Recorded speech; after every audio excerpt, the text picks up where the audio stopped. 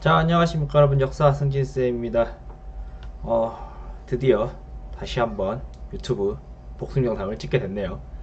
올해 처음 찍어보는데 여러분들이 내가 요즘 QR코드로 해가지고 올려주잖아. 근데 애들이 좀 많이 불편한가 봐요. 뭐 학습지 잃어버린지 모르겠는데 많은 사람들이 이거 공개 영상으로 올려주면 안 돼요 라고 했는데, 내가 개인적으로 이거 저작권법을 잘 몰라서 안 했는데요. 뭐 저작권 걸리면은 그냥 이거 동영상이 아마 안 올라가겠죠.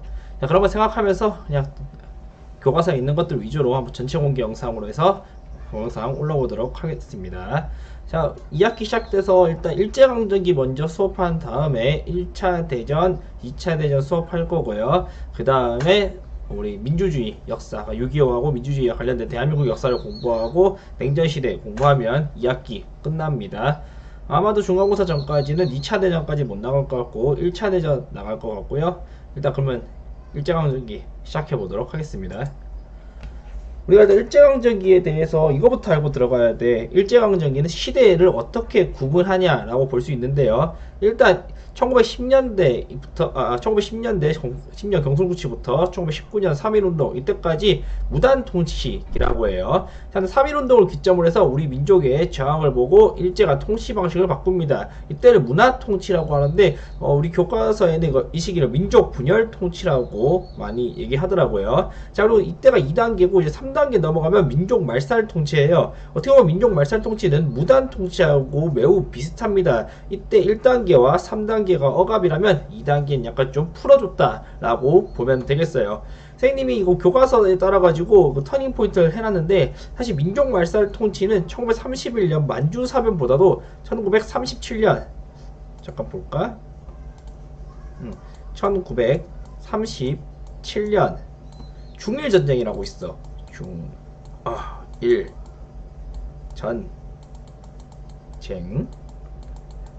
자, 이때 이후로 해가지고 국가 총동원령이라는 게 내려져요. 이 시기부터 보통 민족 말살 통치라고 보는 경우가 많습니다.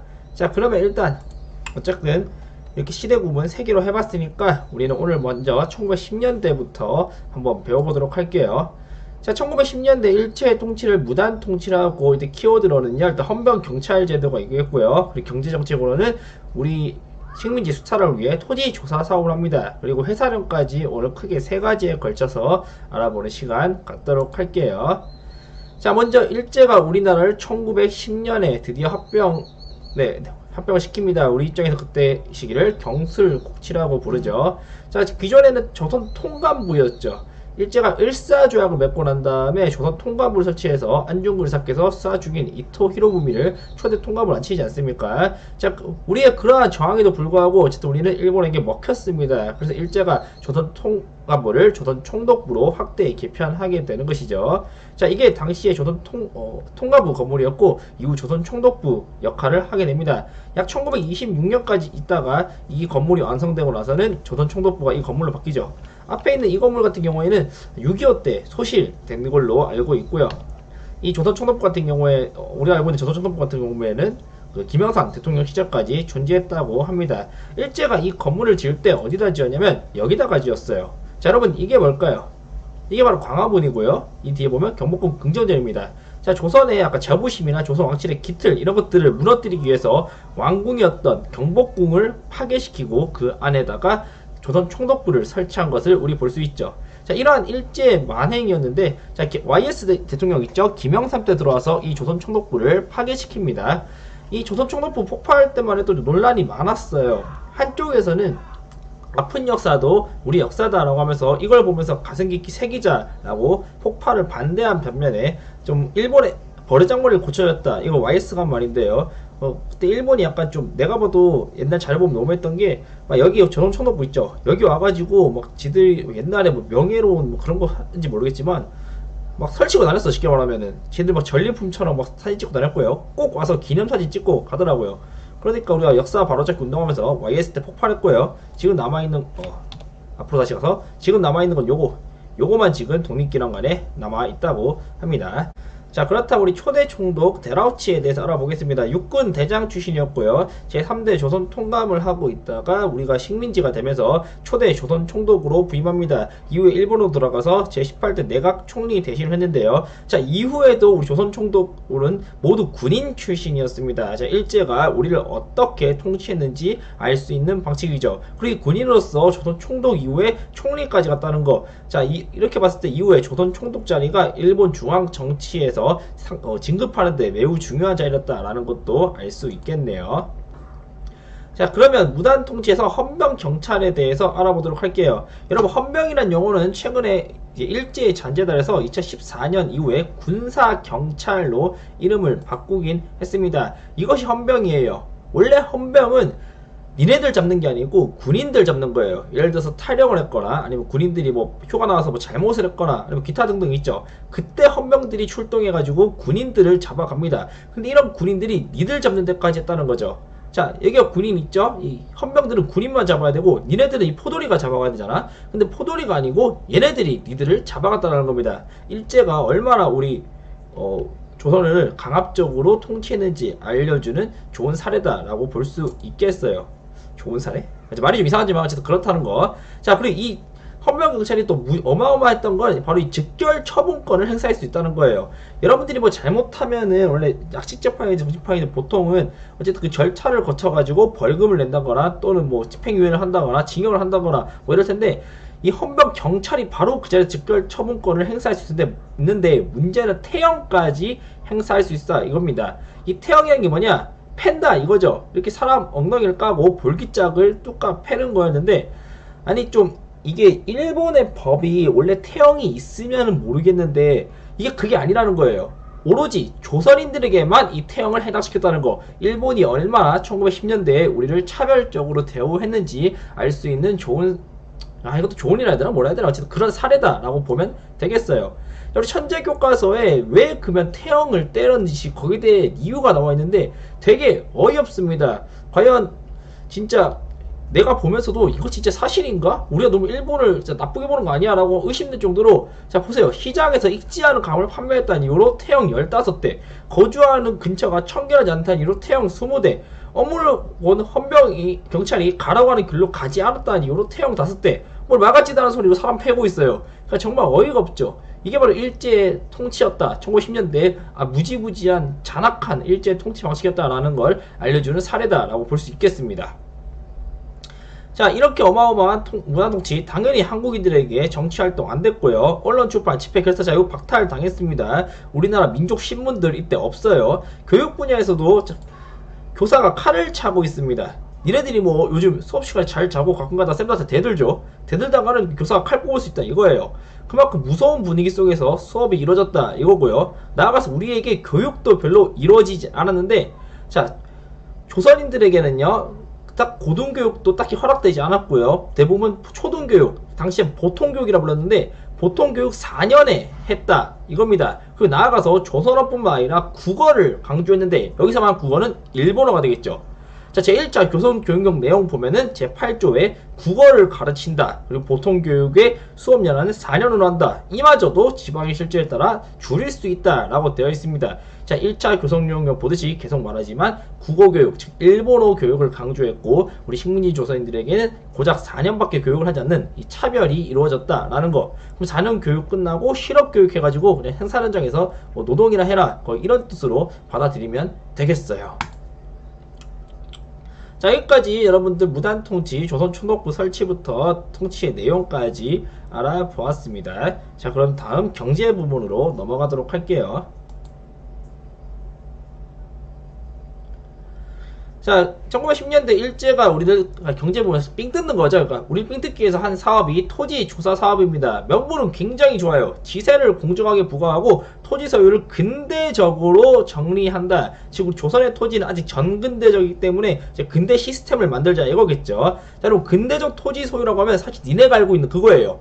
토지 소유자에게 세금을 매기는 거. 그것이 근대적 토지 소유 제도가 되는 것이겠죠. 자, 이렇게 소유자를 파악한 다음에 일제가 식민 통치에 필요한 기초 자료와 또 세금 걷는 데 활용한다라고 보게 되겠습니다. 자, 원칙 같은 경우는요, 토지 소유자가 직접 신고한 토지만 소유주로 인정한다 이건데, 자, 여기서 여러분들이 이제 헷갈리는 거예요.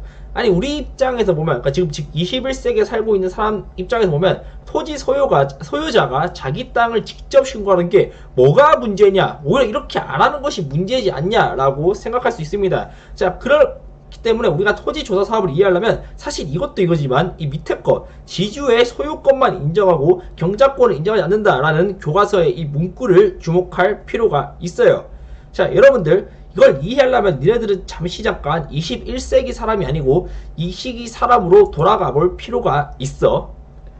자, 요즘 들어와서, 그러니까 최근의 용어죠. 이거 내 땅이야 라고 했을 때, 우리가 전문용어로 얘기했을 때, 우리는 이 땅에 소유권을 갖고 있다, 이렇게 얘기할 수 있어요.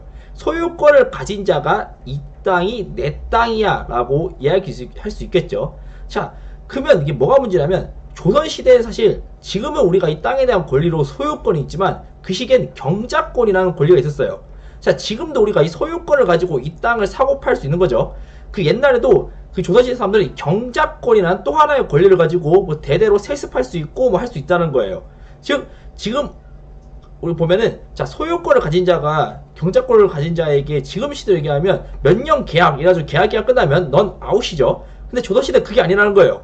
얘도 이 땅에 대한 하나의 권리로 대대로 내려가는 거고, 얘도 이 땅의 하나의 권리로 대대로 내려가는 겁니다. 그래서 경작권자가 이 땅에서 농사를 지으면 이 소유권자하고 엠빵했던 것이 조선시대 방식이었어요. 초창기에는 5대5로 갔다가 조선 후기로 가면 뭐 도조법이야 이런 것 때문에 뭐 1대2로 가면서 점점점 경작권자의 권리가 늘어나고 있는 것이 조선시대 스타일이었는데, 어느 날 갑자기 일본이 와가지고 자, 이제 토지 소유를 근대적으로 한다. 그러니까 토지 소유권만 인정해줄게. 니네들 이런 거 이제 인정 안 한다. 이렇게 되는 거예요. 그러니까 대다수의 경작권을 갖고 있던 우리 소작농들, 즉 농민들 같은 경우에는 몰락의 길로 갈 수밖에 없었던 거죠. 어느 날 하루아침에 내가 갖고 있던 이 땅의 특정한 권리를 잃어버렸다, 이겁니다. 자, 일제는요, 직접 신고한 토지들만 그 땅을 인정해줬는데 기한을 줘가지고 그 기한 안에만 무조건 신고했어야 했어요. 자, 그러다 보니까 약 40%에 되는 땅들이 신고가 되지 않았답니다. 그 땅들을 이 동양철식 주식회사라는 회사, 그리고 일본인들에게 헐값에 판매했다라는 것이죠. 자, 보다시피 동척의 땅은 점점점 증가하고 우리나라 사람들은 점점점 소작농으로 되는 걸 알 수 있어요. 자, 그리고 조선 같은 경우에는 이 소작농들에게도 좀 권리가 부여됐기 때문에 이들을 보호하는 어느 정도 법이 있는데, 일제강점기에서는 소작농에 대한 보호가 하나도 안 돼. 그러다 보니까 시간이 지날수록 막 지주가 7을 가져가거나 나중에 8을 가져가거나 어떤 지주를 심지어 9까지 달라고 할 정도로 지주의 행포가 굉장히 심했던 것이 이 일제강점기 시기다. 그러니까 이 소작농들의 삶이 매우 안 좋았다라고 보면 되겠어요. 우리 교과서에 나오는 대로 이렇게 일본인들의 삶은 점점 좋아지고 조선인들의 삶은 점점점 안 좋아진다 이거죠. 이 소작 같은 경우에도 봐봐, 내년은 소작을 얻을 수 있을지, 지주가 나가라면 나가는 거거든. 근데 아까 말했듯이 조선시대 그게 안 돼. 그러니까 이 소작농들의 삶이 점점점 힘들어졌다라는 것이 되겠습니다. 자, 여기까지가 토지조사 사업이었고, 이제 회사령 볼게요. 자, 회사령은 토지를 설립할 때 총독부의 허가를 받아야 한다 이겁니다. 그러니까 나 회사 설립하고 싶은데 해주세요 이거야. 총독부가 안 돼 이러면 회사 설립 못한다 이렇게 되는 것이고요. 자, 목적은 한국인의 기업 설립 억제뿐만 아니라 우리나라에 들어오는 일본의 자본과 외국 자본까지 차단하려고 하는 건데, 자, 이거 니네들 잘 생각해 봐야 돼. 이거 굉장히 이상합니다. 왜냐면 지금 일본은 제국주의 국가잖아요. 우리 1학기 때 배운 제국주의가 왜 만들어졌는지 그거부터 한번 살펴보도록 할게요. 자, 우리 1학기 때 배웠을 거에 근거하면은 제국주의 등장 배경은 크게 세 가지 입장. 성직자는 크리스트교 정파, 자본가는 새로운 시장 개척. 자, 그러다 보니까 이제 정부 대표들은 더 많은 영토를 확보해야 된다 이렇게 돼 있었죠. 즉, 다시 한번 다른 입장에서 정리하면 산업혁명이 발달됐어요. 돈이 넘칩니다. 즉, 자본주의가 너무 발달해가지고 돈이 넘치는데 이 돈을 써야 되잖아. 자, 여러분들, 자본주의는 여러분들 알다시피 돈이 생기면 그걸로 물건을 만들고 내다 팔고 또 돈이 생기고, 그걸 다시 투자를 하고 그걸 내다 팔고 그럼 또 돈이 생기고, 이게 계속 사이클이 돌아야 돼요. 이 사이클이 중간에 중단되면 그것이 바로 불황이 오는 것이죠. 그러니까 불경기. 자, 근데 당시에는 시장이 작았고 그러다 보니까 이 사이클에 문제가 생길 수 있기 때문에 이 자본가들 입장에서는 새로운 시장을 개척해야 되고, 정부 대표는요 이 안정적인 시장 개척을 위하는 자본가들의 니즈를 충족시키기 위해 더 많은 영토를 확보하고자 다른 나라로 쳐들어갔다라는 것입니다. 자, 그러니까 일본 지금 입장 보자고. 일본은 뭐 기독교 국가 아니니까 이거는 뭐 넘어가고요. 이게 문제인데, 일본 지금 제국주의 국가잖아. 근데 지금 얘들 이걸 안 하고 있어. 그러니까 어떻게 보면은 일본은 아직까지 자본주의가 덜 성장한 겁니다. 산업화가 덜 된 거예요. 참 안타깝죠. 그러니까 우리나라는 아직 이것도 안 된 애들에게 먹혔다. 그러니까 1910년대 이 회사령은 약간 좀 제국주의 국가로서 굉장히 특이한 이 법령이라는 것이 라는 거예요. 자, 오직 그냥 이거에 의해서 먹혔다라는 것이죠. 자, 그러니까 일제가 나중에 1차 대전 이후에 좀 사회가 발달하고 나면은 이 회사령을 폐지하게 되는 거예요. 자, 기타 뭐 자원 수탈을 위해 철도, 도로, 항만, 통신 기관 시스템 확충했다. 이거는 뭐 당연한 거죠. 일본뿐만 아니라 뭐 거의 대부분 제국주의 국가와 이런 건 당연히 했습니다. 우리나라 철도가 X자야. 그 이유가 다 이런 것들 때문이다 라고 할 수 있겠죠. 자, 오늘은 여기까지 하고요. 자, 다음 시간에는 3.1운동과 대한민국 임시정부 하도록 하겠습니다. 오늘 한번 이거 찍은 거 피드백 하면서 다음 시간에 좀 더 좋은 영상으로 여러분들 복습할 수 있도록 도와주도록 할게요. 자, 그러면 오늘은 여기까지 하도록 하겠습니다. 수고했어요.